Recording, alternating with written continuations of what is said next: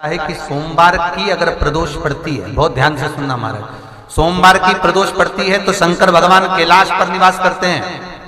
मंगलवार की प्रदोष पड़ती है तो शिव काशी में निवास करते हैं। बुधवार की प्रदोष पड़ती है तो शिव रजत भवन में निवास करते हैं। गुरुवार की प्रदोष पड़ती है तो शिव गंगा के स्थल पर निवास करते हैं। शुक्रवार की अगर प्रदोष पड़ती है तो शिव नीलकंठ पर विराजमान होते हैं। शनिवार की अगर प्रदोष पड़ती है तो शिव शमी के वृक्ष के नीचे रहते हैं। और रविवार की जब प्रदोष पड़ती है तो शिव बेलपत्र के पेड़ के नीचे निवास करते हैं। महाराज ये एकादशी शंकर से कह रही है कि आपका स्थान ये नहीं कि आप कैलाश पर मिले, उस वार को, उस तिथि के दिन, उस अनुकूल।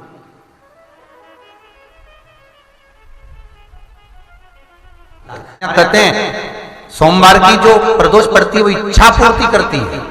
मंगलवार की प्रदोष रोग से मुक्ति देती है। बुधवार की प्रदोष कामना की पूर्ति करती है। गुरुवार की प्रदोष शत्रुओं का नाश करती है। शुक्रवार की प्रदोष सुख और शांति देती है।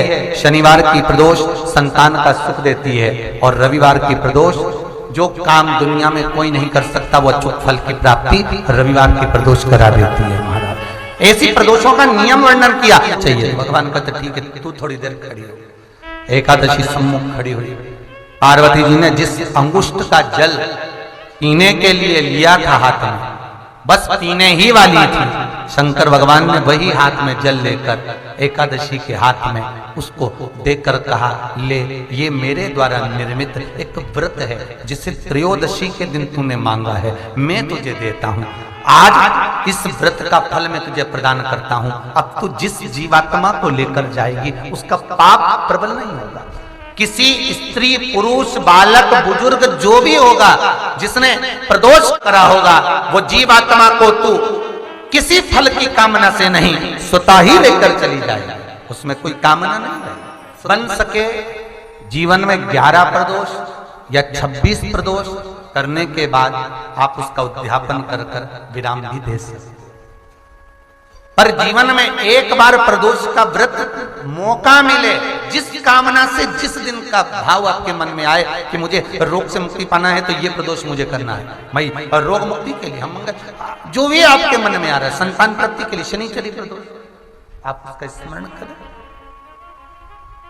फिर लिखा शिव महापुराण में, बड़ा सुंदर लिखा विद्यार्थी जी ने, मान लो आप प्रदोष का व्रत नहीं कर सकते, आप अगर व्रत नहीं कर सकते तो प्रदोष के दिन, प्रदोष काल में शाम का समय सूर्य अस्त का कुछ पल, कुछ घड़ी के पहले से लेकर बाद तक का प्रदोष काल के अंतर्गत आप शंकर जी के मंदिर में जाकर 1 लोटा पानी, 5 बेलपत्र भी अगर समर्पित करते हैं तो संपूर्ण प्रदोष का फल आपके भाग्य में प्रबल हो जाए। शिव महापुराण में इस प्रदोष व्रत का नियम जो आप ले रहे हैं, प्रदोष व्रत को जो आप श्रवण कर रहे हैं उसको जरा ध्यान से सुनिएगा। सबसे पहले स्नान ब्रह्म मुहूर्त का, सुबह का, उसके बाद में फिर आसन पर बैठकर भगवान की भक्ति को धारण करना, शंकर का अनुमोदन करना, शिव भक्ति में डूबे रहना, शंकर का स्मरण करना, शंकर के नाम का स्मरण करते रहना। ये प्रदोष का मूल तत्व। महाराज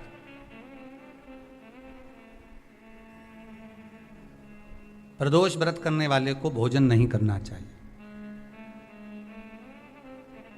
ध्यान दीजिएगा।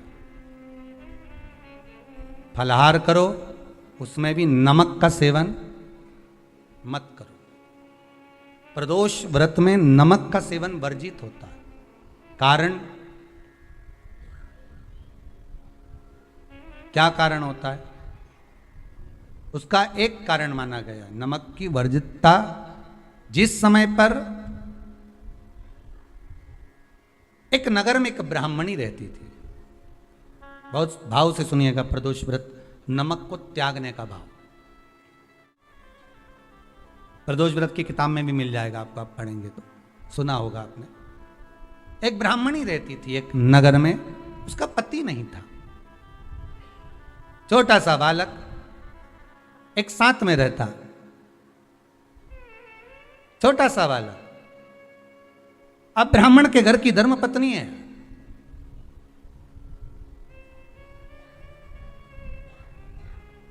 ब्राह्मण कर्मकांड करने वाला, पूजन करने वाला, पाठ करने वाला, अनुष्ठान करने वाला, पूजन करने वाला, मंत्र जाप करने वाला, भगवत भक्ति में डूबने वाला ब्राह्मण तो चले गया, ब्राह्मणी बच्चे के साथ रह रही,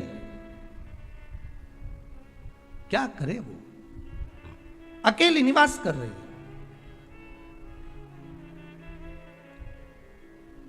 अकेली रह रही है। और ब्राह्मणी बच्चे के साथ भ्रमण करती रहती, घूमती।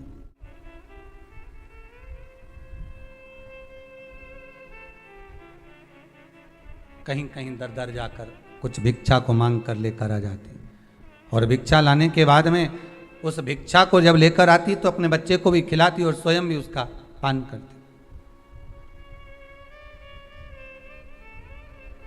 एक दिन ब्राह्मणी भ्रमण करते करते प्रदोष काल के समय पर शिव मंदिर में प्रवेश करी। प्रदोष काल के समय पर, और शंकर मंदिर में जब प्रवेश करा, प्रदोष काल किसको कहते हैं?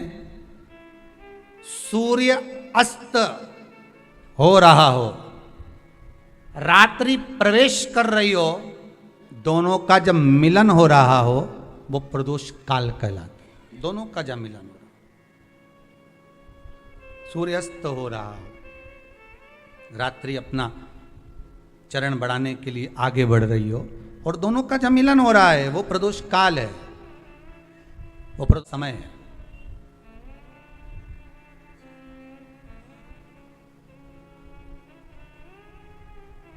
ब्राह्मणी मंदिर में प्रवेश कर रही, जब ब्राह्मणी मंदिर में प्रवेश करी, मंदिर के अंदर पहुंची, प्रदोष काल का समय था, प्रदोष का समय चल रहा था, और प्रदोष काल के उस समय में, प्रदोष काल के उस समय में जब ब्राह्मणी ने देखा कि कोई भगवान की भक्ति में लगा हुआ है, भगवान के रस तत्व में डूबा हुआ है, आज ब्राह्मणी के पास में कुछ पदार्थ नहीं है, अपने बच्चे का पेट भरने के लिए कोई सामग्री नहीं है, और कुछ आस लेके वो प्रवेश करिए, कुछ आस लेकर वो अंदर प्रवेश कर जाती है।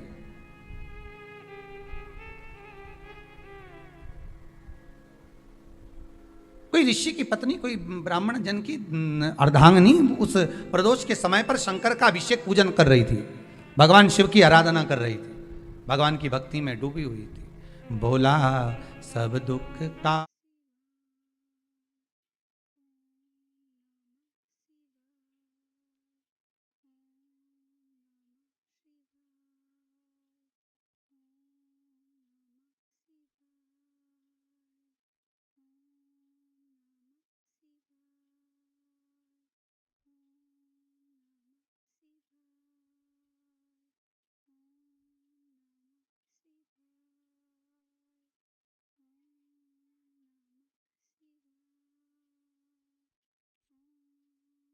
प्रदोष सोमवार एक ही दिन पड़ रहा है। यहाँ के लोग त्रिवेणी का स्नान करने के लिए प्रयाग जाते हैं, पर मेरे भोलेनाथ ने पूरी त्रिवेणी यहीं बना दी है। सोमवार की प्रदोष पड़ती है तो शंकर भगवान कैलाश पर निवास करते हैं। हमारे यहाँ कहते हैं सोमवार की जो प्रदोष पड़ती है वो इच्छा पूर्ति करती है। मान लो आप प्रदोष का व्रत नहीं कर सकते, आप अगर व्रत नहीं कर सकते तो प्रदोष के दिन, प्रदोष काल में शाम का समय सूर्यास्त का कुछ पल, कुछ घड़ी के पहले से लेकर बाद तक का प्रदोष काल के अंतर्गत आप शंकर जी के मंदिर में जाकर 1 लोटा पानी, 5 बेलपत्र भी अगर समर्पित करते हैं तो संपूर्ण प्रदोष का फल आपके भाग्य में प्रबल हो जाए। एक निवेदन सभी श्रोता बहन भाइयों से, कथा आस्था चैनल पर जो सुन रहे हैं, फेसबुक यूट्यूब पर जो सुन रहे हैं, और पंडाल में बैठकर जो सुन रहे हैं, जिस दिन दिल से हारो ना, थोड़ी तकलीफों में अगर घिर जाओ, तकलीफें आ जाए, कष्ट आ जाए, तकलीफें जिस दिन तुम्हारे भीतर बहुत ज्यादा मात्रा में आ जाए, उस दिन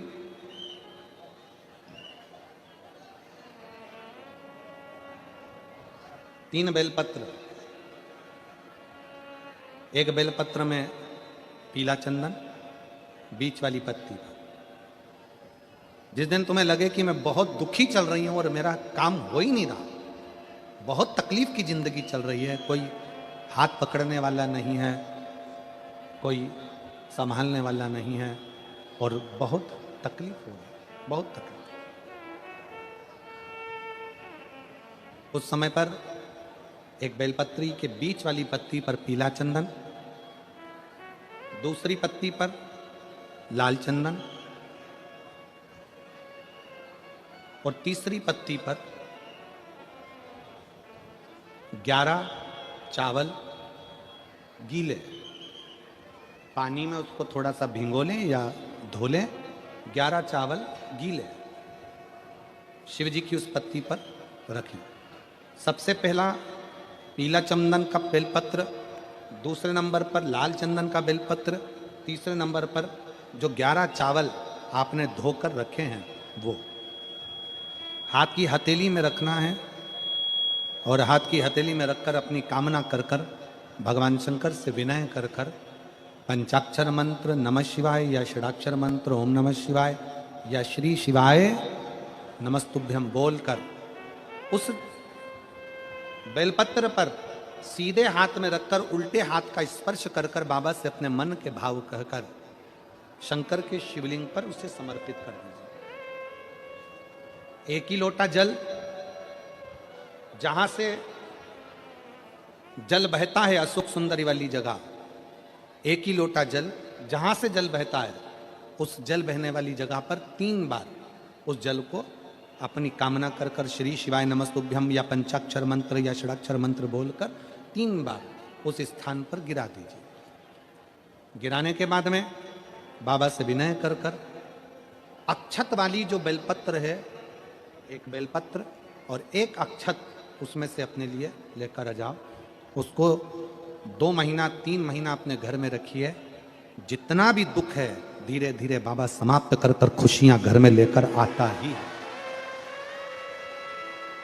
दुख समाप्त होगा, खुशियां घर में आएगी जरूर। जो बेटियां ससुराल में दुखी हैं, बहुत कष्ट में हैं या आपस में सामंजस्य पति पत्नी का नहीं बन रहा है या कोई विवादित वाली बात है, तो निवेदन है तलाक पर बात को लेकर मत जाना। एक बार बाबा देवाधिदेव महादेव का एक भाव जरूर प्रकट करना। महाराज श्री अवधूतेश्वर महादेव का नाम लेते। कौन से महादेव? अवधूतेश्वर महादेव का नाम लेकर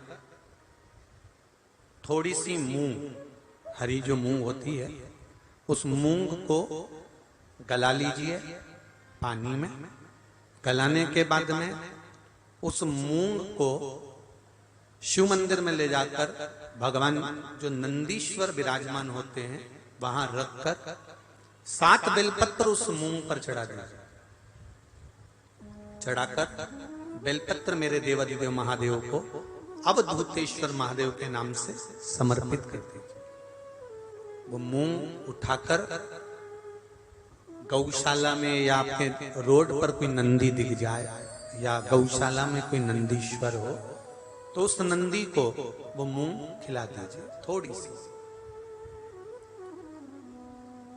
3 या 4 प्रदोष करोगे, तलाक तक बात नहीं पहुंचेगी, आपस में प्रेम बढ़ जाएगा, बेटी को सम्मान मिलना प्रारंभ हो जाएगा और टेंशन समाप्त हो, परिवार नहीं टूटेगा। जिस जिस महीने में जो जो प्रदोष पड़ा करे, जब प्रदोष पड़े बन सके 1 बेलपत्र, बन सके 5 बेलपत्र, शमी पत्र, हरे मूंग,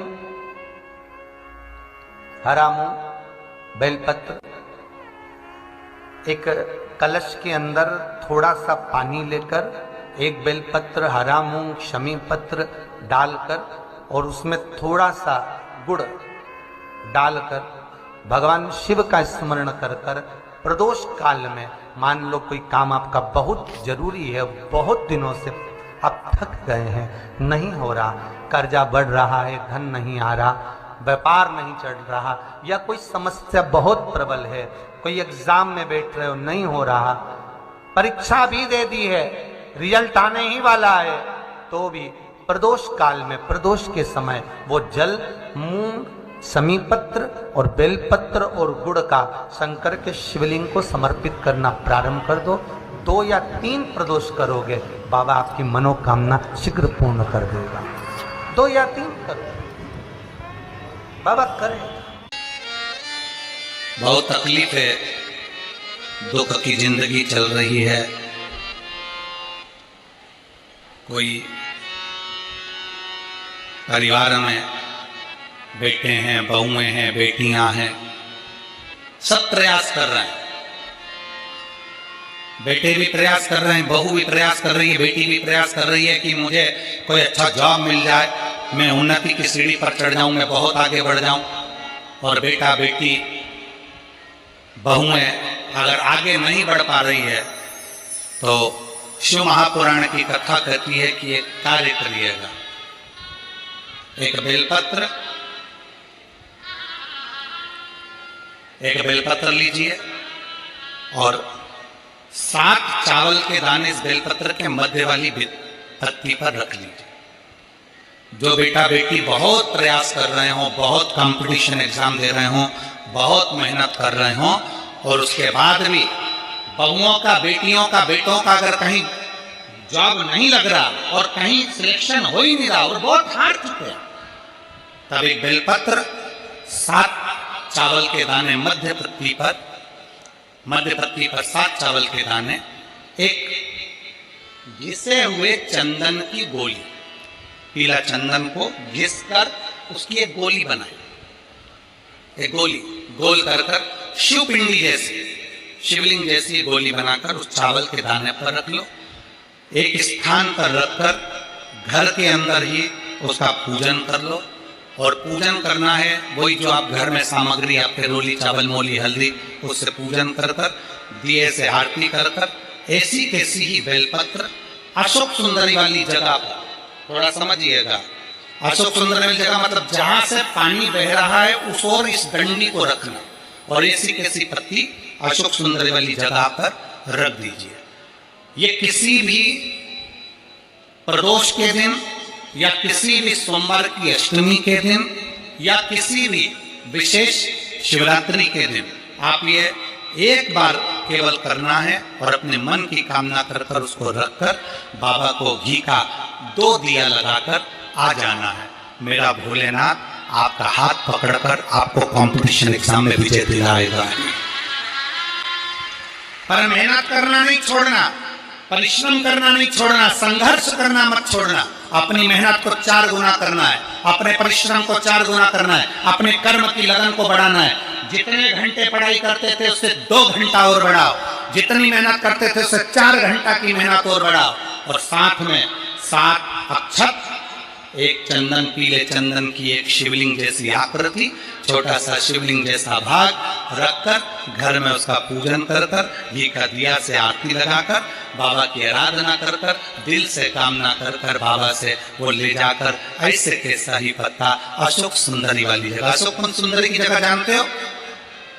ये जो जगह है, ये जो जगह दिख रही है, मेरा निवेदन है चैनल वालों से थोड़ा इसको दिखाने का प्रयास करें। ये जो जगह है, ये शिवलिंग है, इधर शिवलिंग है और शिवलिंग के साइड में जो जगह होती है जहां से पानी बहता है उसको अशोक सुंदरी की जगह कहते हैं। तो इस स्थान पर इस बेलपत्र को, इस बेलपत्र की डंडी पानी बहते समय, बेलपत्र की डंडी है वो पानी बहने के स्थान पर हो, उसको रख दीजिए।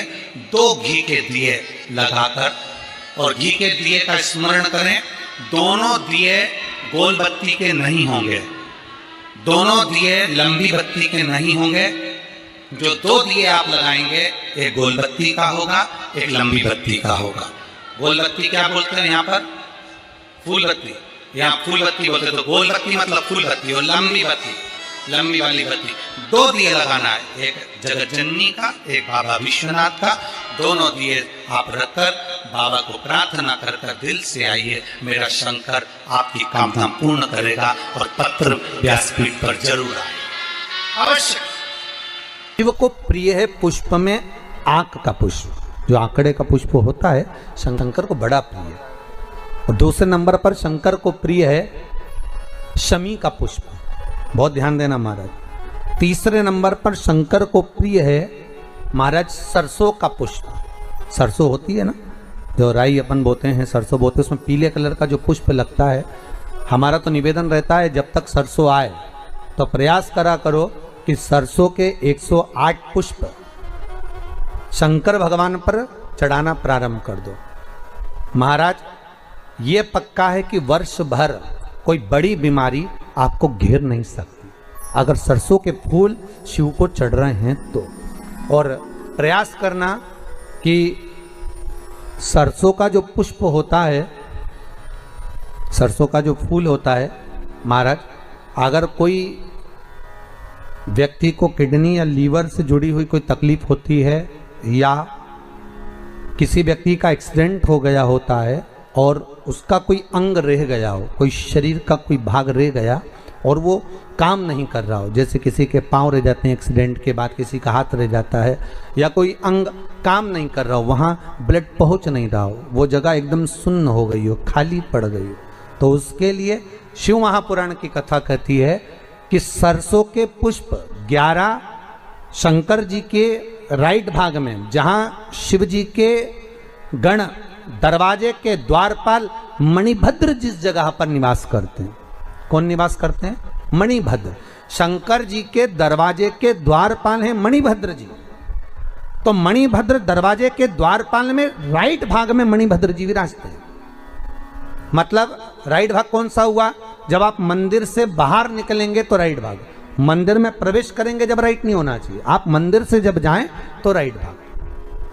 मतलब आप मंदिर से राइट से जाएंगे तो शंकर जी का भी राइट हो जाएगा, क्योंकि शिव जी ऐसे बैठे हैं तो शंकर जी का भी राइट हो गया, देवता उनका भी राइट हो गया, तो राइट भाग सीधा हाथ मणिभद्र जी का स्थान। 11 सरसों के पुष्प मणिभद्र के उस द्वार पर आप रख दीजिए और मणिभद्र के द्वार पर रखकर अंदर जाकर 108 वापिस जब आप बाहर निकल रहे हैं, ये पुष्प आप रखने के बाद एक बार बाहर जाएंगे फिर वापिस आएंगे मणिभद्र के रखने के बाद, और अंदर जाकर 108 सरसों के पुष्प शंकर को समर्पित करेंगे महाराज। उस सरसों के पुष्प जो शिव जी को आप समर्पित कर रहे हैं उसको वापिस लेकर आएंगे, श्री शिवाय नमस्तुभ्यम बोलकर उस सरसों के पुष्प को महाराज सरसों के तेल की बोतल में उसको डाल लीजिए। शंकर भगवान को किसी भी प्रदोष में, शाम के समय प्रदोष काल में उस तेल को वापस ले जाकर चढ़ा दीजिए शिव जी को, उसको वापस लेकर आ जाइए। उस तेल का प्रयोग आप नाभि में डालिए और जो शरीर काम नहीं कर रहा उस स्थान पर कम से कम 15 दिन 20 दिन तक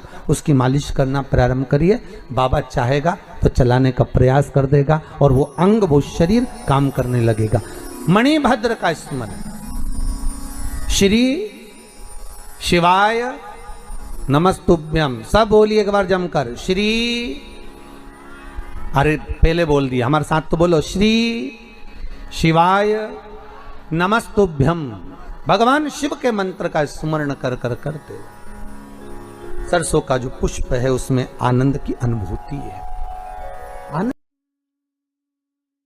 किसी कारणवश कोई कार्य ऐसा हो गया हो कि आप बहुत मेहनत कर रहे हो, सफलता नहीं मिल रही हो, लक्ष्मी प्रवेश नहीं कर रही हो, तो महाराज बेल का जो फल होता है उस फल के अंदर का जो गुर्दा होता है, बेल के फल का अंदर का जो भाग होता है गुर्दा, उसको लेकर घर पर आओ और सुखा लो। सुखाने के बाद उसको जलाओ, जलाकर उसकी भस्म तैयार, उस भस्म को अच्छा बढ़िया पीस लो, पीस कर कपड़े से छान लो महाराज। उसको छान कर जब आप शंकर भगवान का पूजन करने के लिए शिव मंदिर में जाएं महाराज, किसी भी 5 प्रदोष या 5 सोमवार या सोमवार की अष्टमी पड़ जाए उस दिन थोड़ी सी भस्म लेकर जब जाएं घर से, उसमें से थोड़ी सी भस्म बेलपत्री के पेड़ के नीचे श्री कुंदकेश्वर महादेव का नाम लेकर चढ़ा दे। क्या नाम लेना है? कुंदकेश्वर। उसी में से थोड़ी सी भस्म जो बेलपत्री के वृक्ष के नीचे आपने चढ़ाई या बेलपत्री के वृक्ष की जड़ में चढ़ाई, उसको लेकर आओ और वही वृक्ष माता पार्वती का नाम लेकर भगवान शंकर के ऊपर चढ़ा दो और अपनी मनोकामना कर 1 लोटा पानी शिव पर समर्पित कर दो।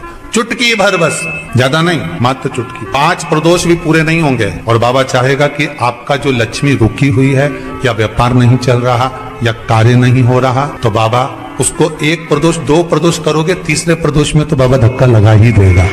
शंकर भगवान को भस्म अति प्रिय। बेलपत्री किसका प्रतीक है?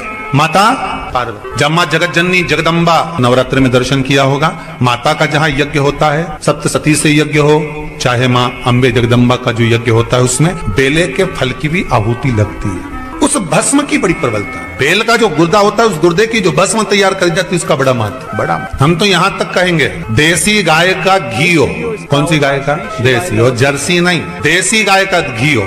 देसी गाय के दूध से जो घृत का निर्माण हो वो घी हो, और बेले का जो फल का गुर्दा जलाओ, उसकी भस्म अगर आपने बेलपत्री के पेड़ के नीचे ही बनाई हो, मान लो, उस भस्म को पीस ले, पीस कर उसको काजल जैसा तैयार करके डब्बी में रख ले। महाराज शिव जी पे चढ़ी हुई भस्म को पहले वो पीस के शंकर जी पे चढ़ाओ, फिर उसको लेकर आकर उसमें गाय का, देसी गाय का, उसमें घी मिलाकर काजल जैसा तैयार कर मस्तक पर मात्र या कलेजे पर उसकी एक बिंदी ही रखकर आप अपने कार्य के लिए अगर निकल गए तो ये पक्का है कि वो कार्य हो।